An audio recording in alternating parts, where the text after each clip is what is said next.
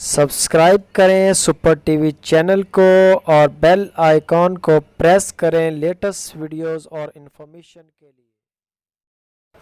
अस्सलाम वालेकुम दोस्तों, की हाल चाल है। मैं थोड़ा मेज़बान मोहम्मद शाह ते तुसी देख रहे हो साडा यूट्यूब चैनल सुपर टीवी।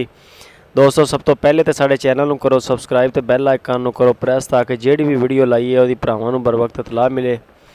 ते अज आ एक गां लैके आए हैं तुहाडे वास्ते। आ चैक करो माशाल्लाह इहदा हवाना ते ये इत्थे हासलपुर के करीब ही है, किसी के घर खड़ी है।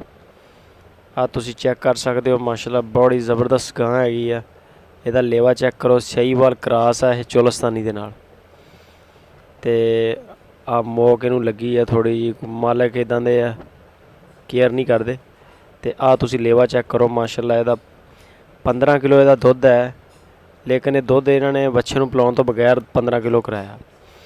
वो कहते हैं जी बच्चे नूं नहीं दुध पिलाना, बच्चे नूं बाद तुसी अद्धा पिला दिओ सारा पिला दिओ, तुहाडे ते डिपेंड करदा। 15 किलो दुध साला में यानी कि होएगा बच्चे नूं पिलाउण तो बगैर।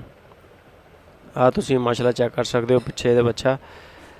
ते जेकर किसी वीर नूं पसंद आवे तो साडा नंबर जिहड़ा स्क्रीन दे उपर चल रहा, तुसी सानूं WhatsApp करो ते तुसी असीं कोशिश करांगे कि तुसी साडे कोल आओ ते आके माल है जिहड़ा चैक करके लैके जाओ, ताकि तुसीं भी किसी नूं ना कहो कि यार साडे नाल ठगी हुई, ते असीं भी मुतमइन होईए कि मालक आप आके लै गया।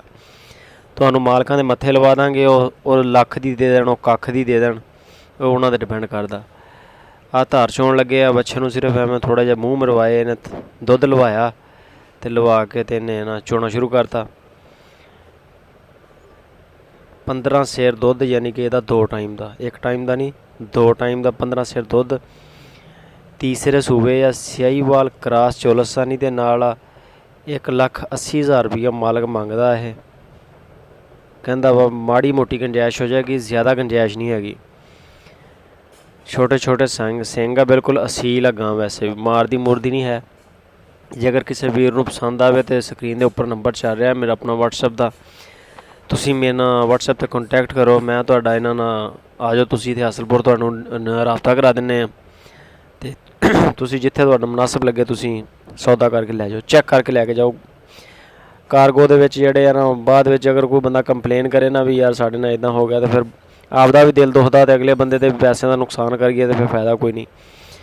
मंडियां चों जिन्ना भी असीं माल विकाउने आ ਉਹਦੀ कोई जिम्मेदारी नहीं होंदी साडा, यानी कि साढ़े को कॉन्टैक्ट बंदे ले लेंदे। कई बंदे सानूं कहंदे यार मैं बकरी लवाई, इदां दी दिखाई उन्हें मैनूं इदां दी भेजती, मैं बच्छा लवाया इदां दा दिखाया उन्हें इदां दा भेजता। साडी कोई जिम्मेदारी नहीं, मंडी दे विचों असीं कॉन्टैक्ट लैने सिर्फ अपने व्यूअर्स की सहूलत वास्ते, ताकि लोग जिहड़े आ ओह राबते च रहण। तुसीं जाके उन्हां दे डेरियां ते उन्हां दे फार्मां ते जाके चैक करो, माल चैक करके ले लो। दूसरे नंबर ते असीं पेज एक बनाया है फेसबुक का, और डिस्क्रिप्शन च लिंक पिया, तो वह तुसीं उहनूं लाजमी लाइक करो, साडे पेज ते आओ।